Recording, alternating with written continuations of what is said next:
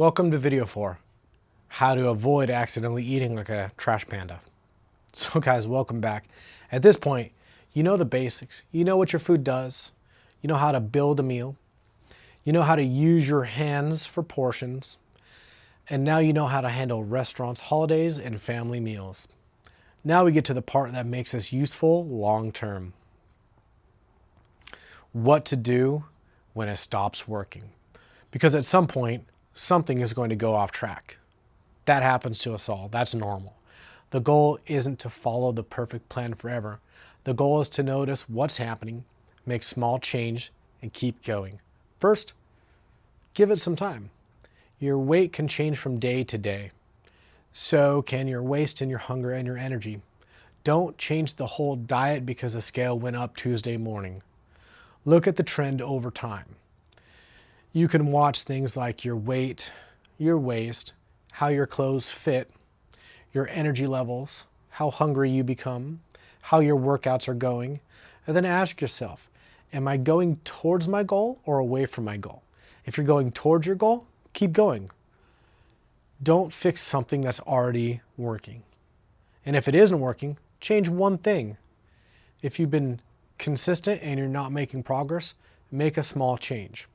Not 10 changes, one small change. Maybe eat a little less rice at dinner. Maybe use a little less oil. Maybe change one snack. Maybe replace a regular soda with water. Maybe your weekends need some attention. Give that change some time to actually do its job. The process is simple. Follow the plan, watch what happens, change one thing, watch it again. That's it. One pitfall people happen to run into is changing everything. This happens all the time. Someone decides tomorrow I'm eating healthy. Suddenly, no sugar, no bread, no eating after 7, 6 workouts a week, meal prep, 10,000 steps, 3 gallons of water.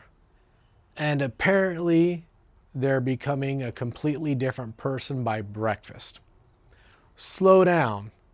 You don't need to change everything all at once. Start with a few useful habits.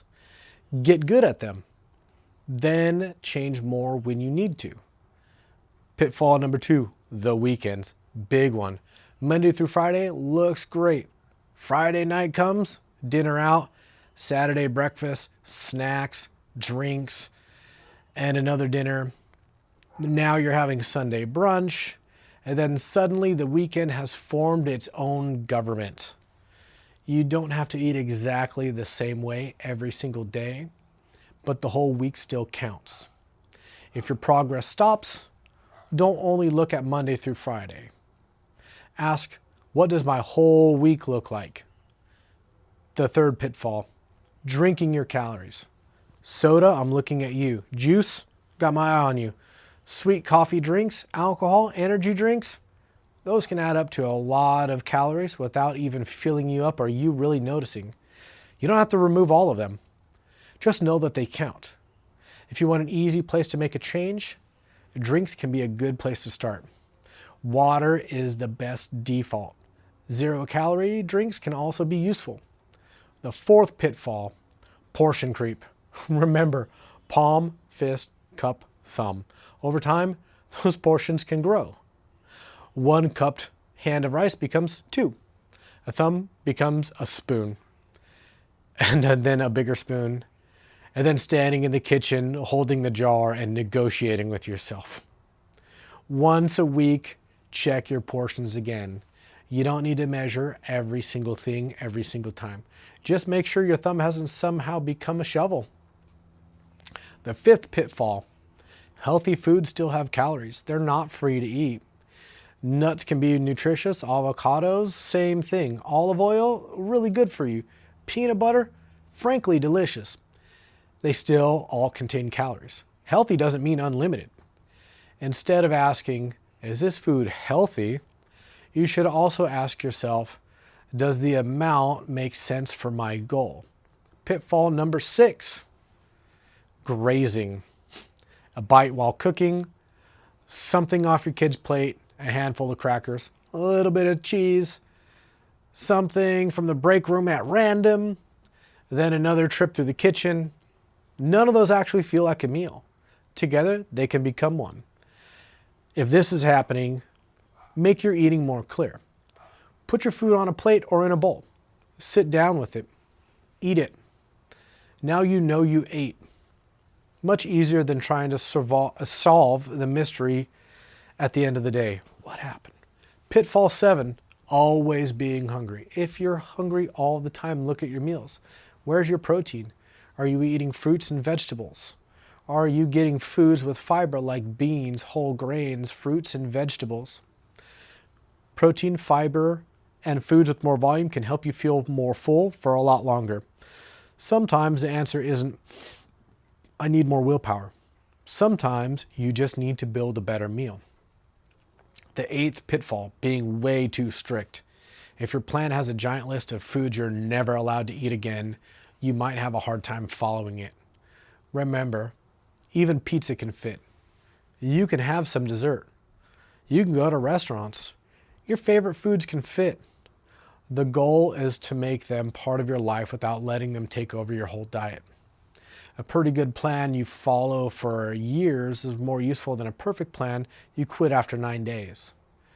Speaking of 9, pitfall number 9, letting your scale ruin your day. Your weight is going to move around. Water changes, salt changes, your carbohydrates change, the amount of food in your body changes. So use a scale as just information. Look for the trend. You also can use your waist, your clothes, and your energy, and also just generally how you feel. One thing to do in the morning, one thing that happens in the morning doesn't tell the full story. Pitfall 10, I've ruined it. I've ate way too much. You had dessert, you drank more than you planned. That's okay. What happens next? Don't say, I ruined my day, I'll start again Monday. That turns one choice into several days. Instead, make your next reasonable choice. You're always one meal away from being back on track. Not tomorrow, not Monday, the next meal. You don't have to starve yourself either. And you don't need to punish yourself with exercise. Just go back to normal. Pitfall 11, nutrition magic. All right, at some point, somebody will try to sell you the secret. A detox, a cleanse, a supplement, a special diet, a forbidden food, a complicated plan explaining everyone else has been wrong about nutrition, but luckily they have the answer and they discovered it themselves. And you could have it for 3 easy payments at $39.95. Be careful. Some supplements can be useful for some people, but they don't replace the basics. Eat a reasonable amount of food. Get enough protein. Eat fruits and vegetables and get some fiber. Drink enough fluids. Move your body. Build habits that you can keep doing. The boring basing works surprisingly well. How to adjust this for your waistline? We're going to put everything together for you. Say your goal is a smaller waistline. Start with the meals we learned earlier. Palm for protein, fist for produce, cupped for carbs, thumb for added fats when needed. Do that with some consistency and then watch the trend. Watch what happens. If your waist is getting smaller and your weight is moving where you want it to, keep it going. If nothing changes, look for the easiest place to adjust. Are your portions getting bigger all of a sudden that you haven't noticed? Have your weekends changed? Are you drinking more added calories? And are snacks sneaking in and getting you? Or have you just simply started eating out more? Have you changed your activity levels? Find one useful change. Make a little less rice at one meal. Maybe a little less added fat. Maybe change one drink. Maybe remove a snack when you're hungry. Then give yourself some time to check again. Think about it like a small steering wheel change. You don't need to drive the car into the ditch, buy a new car every time you miss a turn. The whole course in 1 minute. You don't need to know everything about nutrition to eat better. Food gives you energy and nutrients. Calories are simply energy. Get a reasonable amount of protein. Eat fruits and vegetables often. Eat carbs and fats in amounts that fit your needs. Drink enough fluids. Build many of your meals around a palm size of protein, fist of produce, cupped hand for carbs, and about a thumb of added fats when needed. Enjoy the restaurants. Enjoy your birthdays. Enjoy the holidays. Enjoy food. And then return to your normal habits. Watch your results, and if it's working, keep it going. If it isn't, find the most likely problem and change one thing, and then check again later. That's the system. You don't need to be perfect, especially not with your diet. You need a way of eating that supports your health, your goals, and what you actually live with, and that you understand well enough to change what you need to change. So congrats.